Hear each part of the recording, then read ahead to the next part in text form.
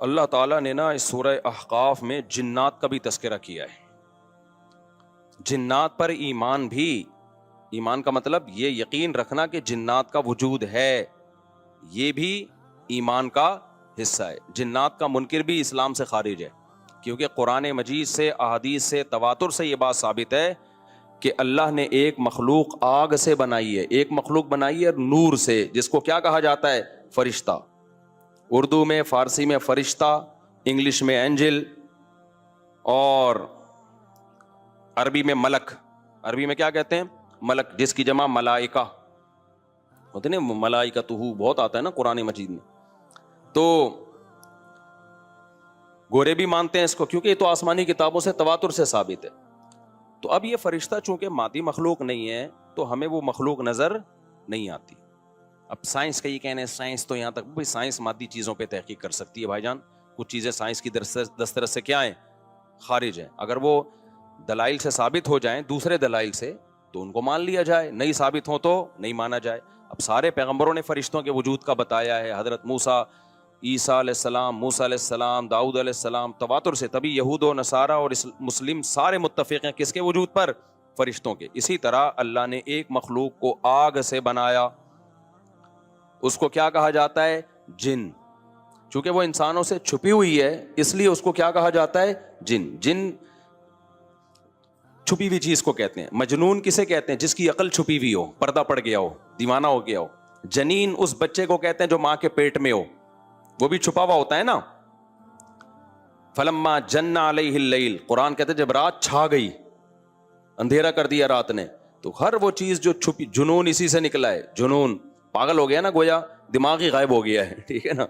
تو ہر وہ چیز جو چھپی ہوئی ہوتی ہے نا، اس میں جیم ڈبل نون والا مادہ پایا جاتا ہے. تو جن کو بھی جن اس لیے کہتے ہیں کہ وہ ہوتا ہے لیکن نظر بولو نہیں آتا.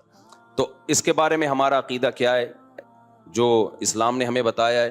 بھائی جنات بھی مکلف ہیں اعمال کے، ان میں اچھے بھی ہوتے ہیں اور ان میں برے بھی ہوتے ہیں. البتہ شیطان ایک ایسا جن ہے جو برا ہے. ہر جن برا نہیں ہوتا، لیکن شیطان ایک برا جن تھا جو اڑ گیا تھا نا، وہ پڈے ماضی میں لگا ہوا تھا اور قیامت تک اڑا ہی رہے گا. اس کی نسل بھی ایسا ہی ہے. لیکن جنات میں اچھے بھی ہوتے ہیں اور جنات میں برے بھی ہوتے ہیں. جنات تعلیم کہاں سے لیتے ہیں؟ انسانوں سے لیتے ہیں. جنات میں کوئی الگ سے پیغمبر نہیں آتے. انسانوں ہی کو اللہ نے یہ فضیلت دی ہے کہ جنات فالو کس کو کریں گے؟ انسانوں کو. تبھی جتنے مذہب انسانوں میں ہے نا، اتنے ہی مذہب کس میں ہے؟ جن اگر میرا بیان سنتے ہیں تو 20 رکعت تراویح کے قائل ہو جاتے ہیں. کسی اہل حدیث کا بیان سنیں گے تو 8 کے قائل ہو جاتے ہیں. جہلم والی سرکار کا بیان سنیں گے تو جنوں کی بیویاں عدالت سے جا کے ان کی عدالتوں سے خلا لے رہی ہوتی ہیں کہ وہ شوہر ان جن شوہر دینے پر راضی نہیں ہوتا. وہ سارے جھگڑے جو انسانوں میں ہے نا، جن میں ہو سکتا ہے کچھ 4 شادیاں کرتے ہوں جو میرا بیان سنتے ہو اور پٹ بھی رہے ہوں جنیوں سے، چڑیلوں سے، اور جن میں ایسے بھی ہوں گے جو 1 کے قائل ہوں گے. تو جتنے، اب مجھے نہیں پتا جنات کو 4 کی اجازت ہے کہ 1 کی ہے، یہ کچھ مسائل ہو سکتا ہے جنات کے ہم سے ڈیفرنٹ ہوں، لیکن بہرحال تو حدیث سے ہمیں یہ پتا چلتا ہے بھائی ایک مخلوق ہے جسے کیا کہا جاتا ہے؟ جن کہا جاتا ہے. وہ ہے، اس کا وجود ہے. اور چونکہ وہ ہو سکتا ہے یہاں بھی کچھ جنات بیٹھے ہوئے ہوں. اگر وہ آپ کہیں وہ بیٹھے ہوئے کیوں؟ بھائی وہ کھڑے ہو گئے تو سب آپ لیٹے ہوئے ہوں گے پھر یہاں پہ، اس لیے ان کو بیٹھے ہی رہنے دو. ٹھیک. میں اکثر چٹکلا سناتا ہوں نا، وہ پرانا ہو گیا لیکن کیا کریں. ایک آدمی کو کسی نے بتایا یہ فلیٹ پرانا ہے، خالی ہے، یہاں جنات ہیں، ادھر نہیں جانا. وہ فنٹر بنا ہوا ہے. میں چل جن ون کی ایسی کی تیسی گیا، بیل بجائی، بندہ باہر نکلا نا، اب الٹے پاؤں اس کے، آنکھیں گول گول.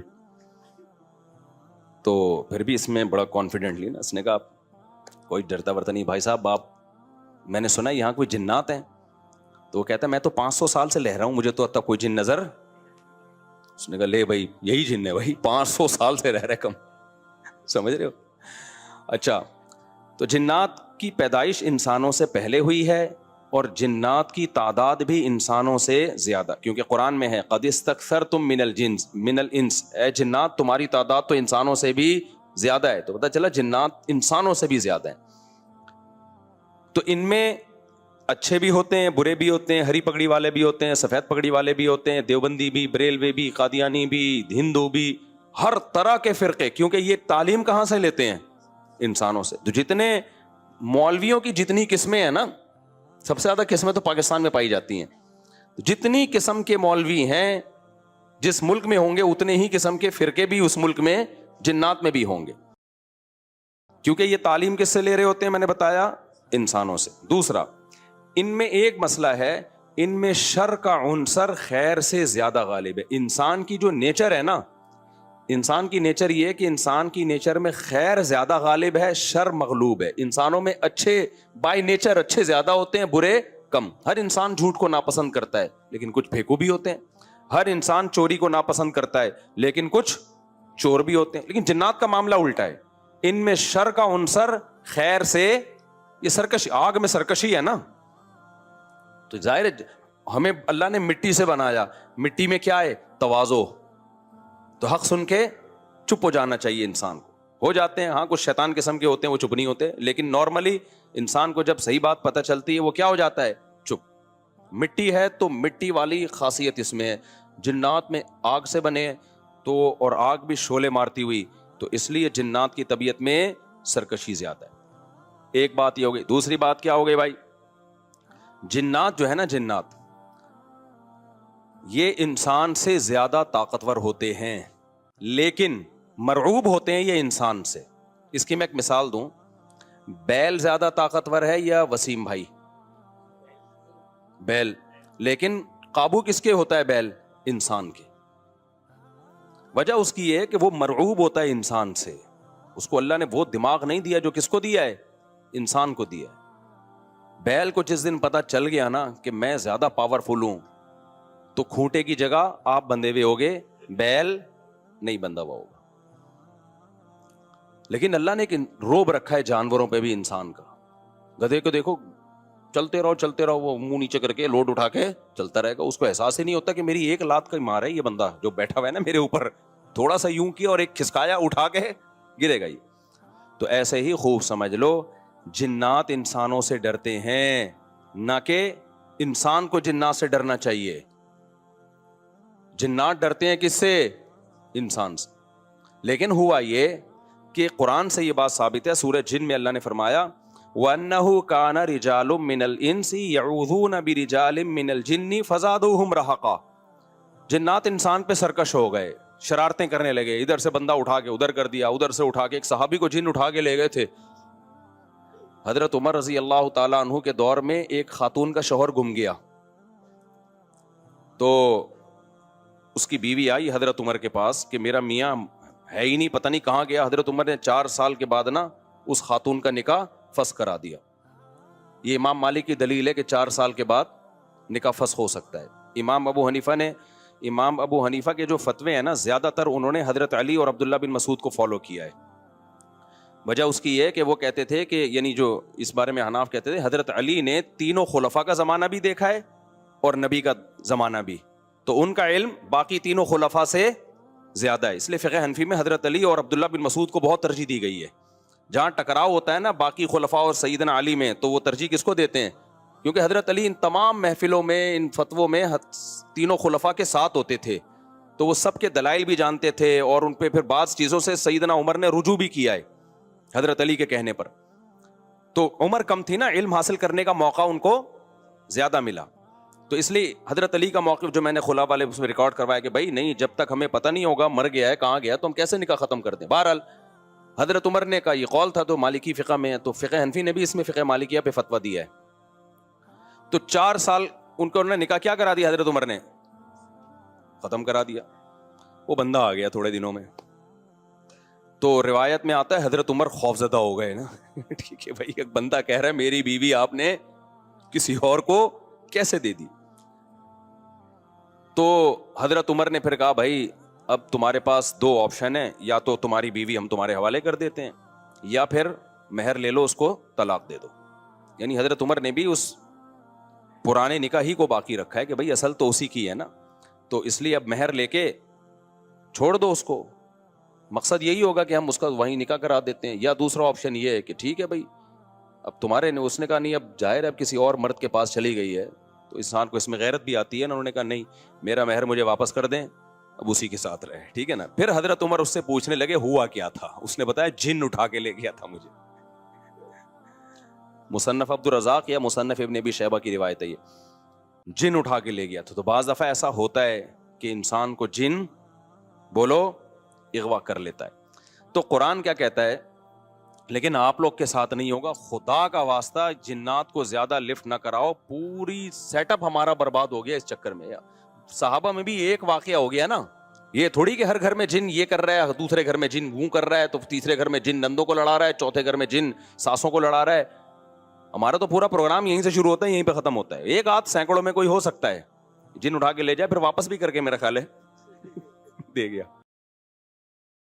اچھا, تو قرآن میں سورہ جن میں آتا ہے انہ کان رجال من الانس, جنات نے خود ہی یہ بات کہی کہ ہم سے انسان ڈرنے لگے اور ہم سے پناہ لینے لگے.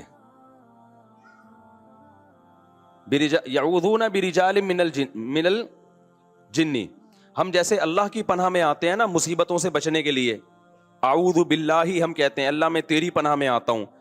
تو لوگوں نے کیا کیا تھا, مشرکین نے جنات کی پناہ میں آنا شروع کر دیا کہ جنات ہمیں مصیبتوں سے بچائیں گے.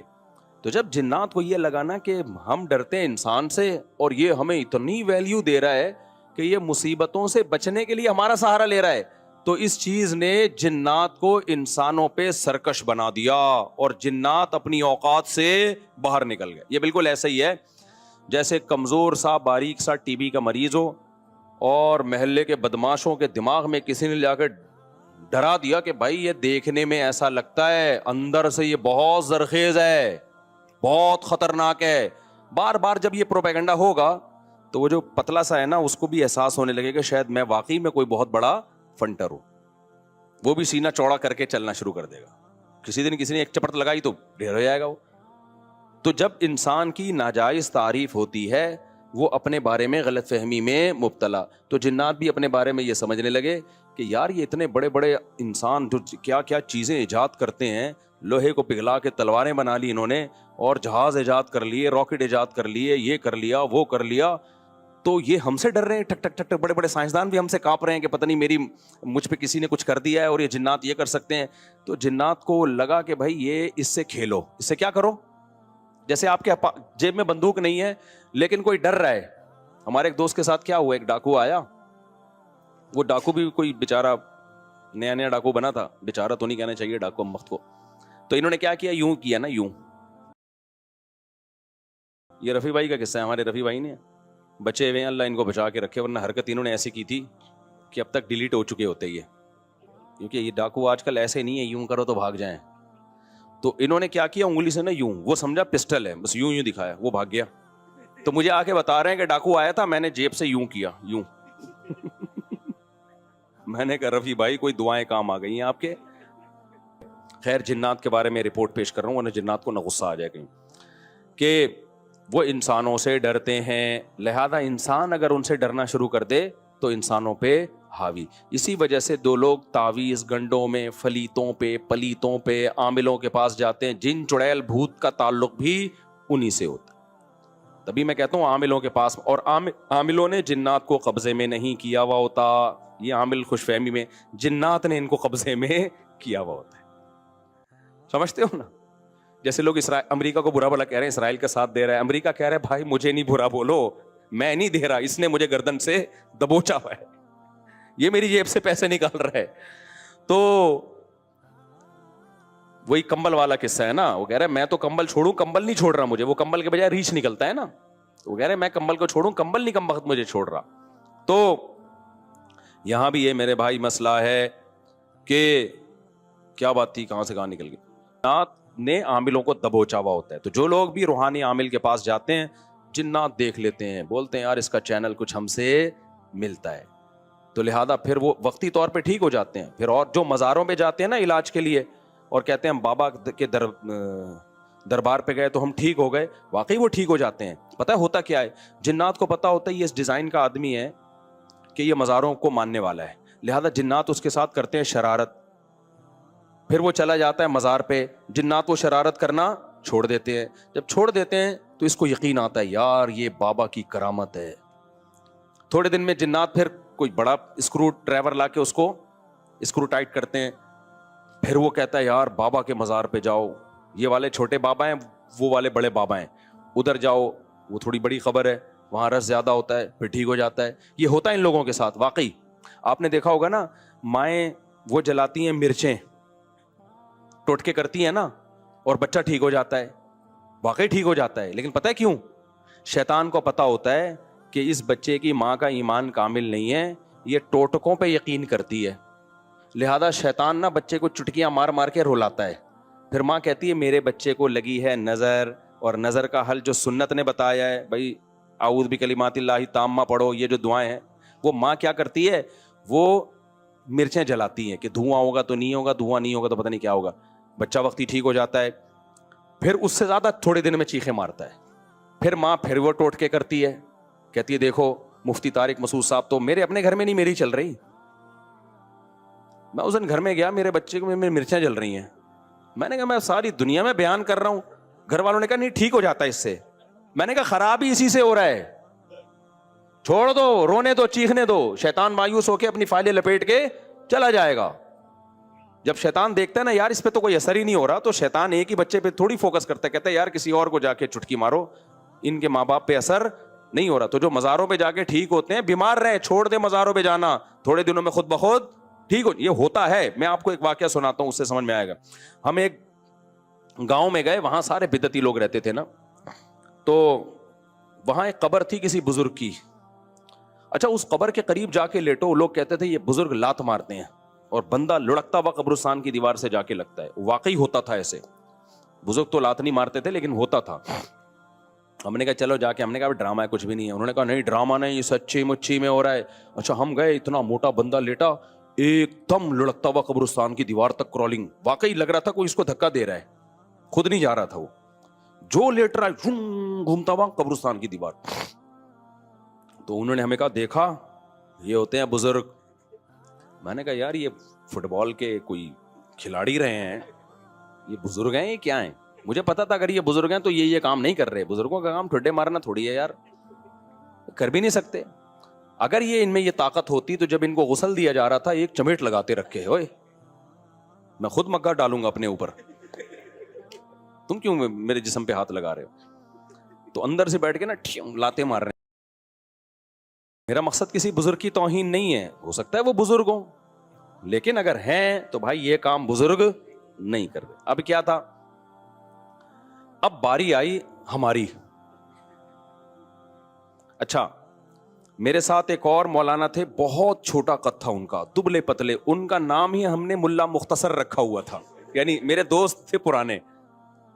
لیکن اتنے دبلے طلبہ تو آپ کو پتہ ہے شرارتی ہوتے ہیں نا, تو ہم نے ان کا نام رکھا ہوا تھا مولانا مختصر. جیسے ایک مولانا تھے ہمارے مدرسے میں, عبد الباقی نام تھا ان کا, وہ بھی چھوٹے سے دبلے سے.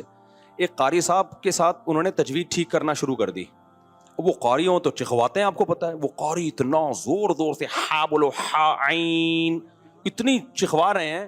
ہمارے ایک طالب علم نے کہا یار مولانا عبد الباقی تھوڑے سے باقی رہ گئے ہیں, ان کو مزید ختم نہ کرو. واقعی ایک تو ویسے ہی چھوٹے سے, تو انہوں نے کہا عبد الباقی مزید تھوڑے سے باقی رہ گئے یار, اتنا زور نہ لگواؤ. تو وہ اتنا پتلا سا طالب علم تھا, ان کا نام تھا مولانا ملا مختصر کہتے تھے ہم ان کو. اب کیا ہوا ہے کہ میں جا کے لیٹا تو کوئی لڑکی نہیں آ رہی. انہوں نے کہا ایسے کرو اپنی آنکھیں بند کر لو, یہ ہاتھ یوں رکھ لو. ہم نے ہاتھ یوں رکھا, پھر بھی نہیں ہو رہا کچھ. انہوں نے کہا سورہ فاتحہ پڑھو. میں نے سورہ فاتحہ پڑھی, پھر بھی نہیں ہو رہا. سورہ اخلاص, سورہ فلق, سورہ ناس, سب کچھ پڑھ لیا. انہوں نے کہا اچھا ایک دفعہ خود تھوڑا سا موو کرو. ہم نے وہ بھی کر لیا, کچھ بھی نہیں ہوا. بڑے حیران ہوئے کہ یار یہ مسئلہ کیا ہے. پھر وہ مولانا مختصر آئے نا, جو بہت ہی لائٹ, وہ لیٹے, کچھ بھی نہیں ہوا. تو انہوں نے کہا تمہارا عقیدہ ٹھیک نہیں ہے. اچھا پھر کیا ہوا؟ ہم نے کہا اب آپ لیٹو. کمال کی بات یہ ہے کہ اب وہ لیٹ رہے ہیں تو وہ بھی نہیں, ان کو بھی کچھ نہیں ہو رہا. اب وہ لیٹے نا آ کے, جو پہلے لڑک رہے تھے, جن کا دماغ بدعتی تھا, وہ لیٹے ہیں, وہ نہیں لڑک رہے. وہ کہہ رہے ہیں یہ ہو کیا گیا ہمیں, پہلے تو اب لات پڑتی تھی, ہم گھومتے ہوئے جاتے تھے.